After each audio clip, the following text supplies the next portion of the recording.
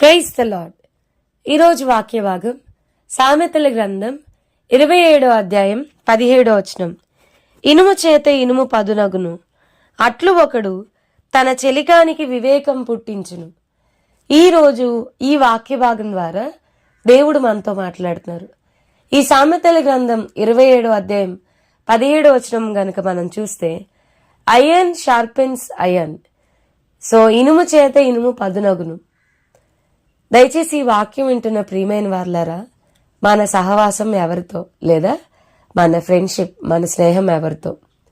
పౌలు గారు తన నిజ కుమారుడు, ప్రియమైన కుమారుడైన తిమోతికి రాస్తూ, ఓ యవనుడా, నీ యవనేచ్ఛల నుండి పారిపోము అని అంటూ, పవిత్ర హృదయులై వారి ప్రార్థనా జీవితాన్ని కాపాడుకుంటున్న వారితో కూడా నీ సహవాసం ఉండాలి అని చెప్తూ వచ్చారు. సో మనం యవనేచ్ఛల నుండి పారిపోవడానికి మన సహవాసం కూడా మనకి హెల్ప్ చేస్తుంది అన్నట్టు వాక్యం చాలా వివరంగా చెప్తా ఉంది.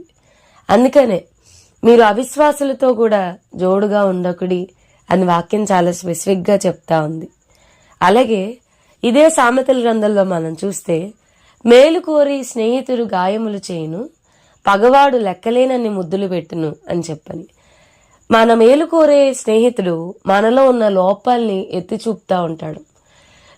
ఇందులో నువ్వు సరిగ్గా లేవు, ఇందులో నువ్వు సరిగ్గా లేవు, సో దీన్ని సరిచేసుకోమని చెప్తాడు. పగవాడు లెక్కలేనన్ని ముద్దులు పెడతాడంట. దయచేసి ఈ వాక్యం వింటున్న ప్రియమైన వారులారా, మన సహవాసం ఎవరితో, మనం ఎవరితో మన ఫ్రెండ్షిప్ చేస్తా ఉన్నాం, మనల్ని మనం పరిశీలించుకోవాలి. అందుకనే ఈ మధ్యకాలంలో ఒక పాస్టర్ గారు చెప్తూ వచ్చారు కదా, ఒక వ్యక్తి యొక్క how to define a character, ఒక వ్యక్తి యొక్క క్యారెక్టర్, తన ప్రవర్తన ఎలా ఉండిద్ది అనేది మనం ఎలా కనుగొనొచ్చు అంటే, ఫైండ్ అవుట్ హిస్ ఫ్రెండ్స్. తన స్నేహితులు ఎవరో కనుగొనండి చాలు. అతని క్యారెక్టర్ ఏంటో, అతను ఎప్పుడు ఎలా బిహేవ్ చేస్తాడో తన స్నేహితులను బట్టి మనం డిఫైన్ చేయొచ్చు అని చెప్తూ వచ్చారు. అందుకే హిందీలో ఒక పోమ్ ఉంది కదండి, మనం కచ్చా మిట్టి, ఒక తడి మట్టి ముద్ద లాంటి వారం, మనల్ని మౌల్డ్ చేసే విషయంలో మన ఫ్రెండ్స్ యొక్క పాత్ర చాలా ఎక్కువగా ఉండిద్ది అని. అలాగే మనం చూస్తే తప్పిపోయిన కుమారుడు చెడు స్నేహాలకి అలవాటు పడి తనకు కలిగిన సమస్తాన్ని లాస్ అవ్వడం మనం చూస్తాం. తన స్నేహితులతో పాటు తన ధనాన్నంతా వ్యయం చేయడం మనం చూస్తా ఉన్నాం.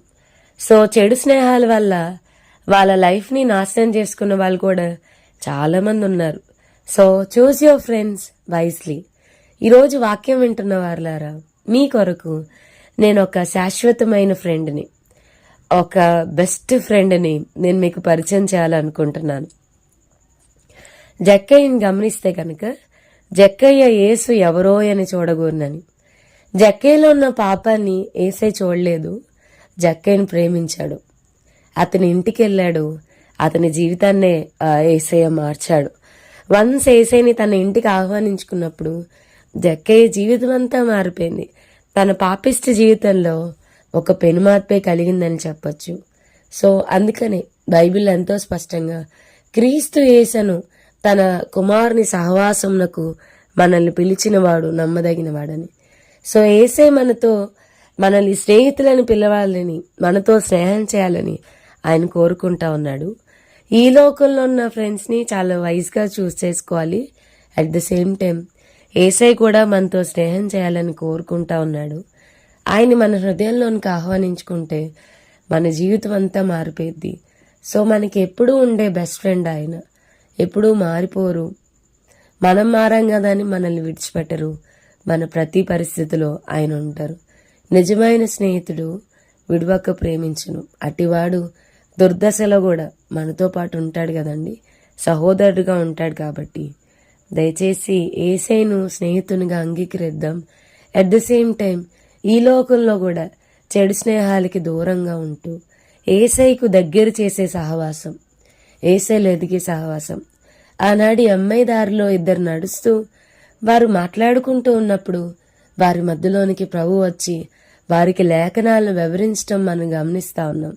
సో మన సహవాసం ప్రభువుకి మనల్ని దగ్గర చేసేదిగా, లోకానికి దూరంగా క్రీస్తు ప్రేమకు దగ్గరగా చేసేదిగా ఇద్దరు స్నేహితులు కూర్చుని మాట్లాడుకుంటున్నప్పుడు అయన్ షార్పన్స్ అయన్, మనలో ఉన్న తుప్పు పట్టింది బ్లంట్నెస్ అంతా కూడా ఆ స్నేహితుని వల్ల మొత్తం తుప్పు పోయేలాగా ఇద్దరూ కలిసి సహవాసంలో క్రీస్తుతో కలిసి సహవాసం చేసేలాగా దేవుళ్ళు ఎదిగేలాగా మన సహవాసం ఉండాలి, మన ఫ్రెండ్షిప్ ఉండాలి.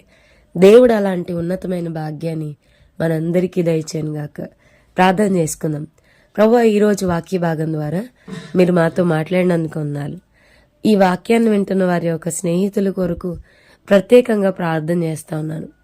మంచి స్నేహితుల్ని వారికి ఇవ్వమని, మిమ్మల్ని లైఫ్ లాంగ్ స్నేహితునిగా అంగీకరించి భాగ్యం మా ప్రియులైన వారికి ఇవ్వమని యేసు నామమున అడిగి వేడుకొంచున్నాం తండ్రి.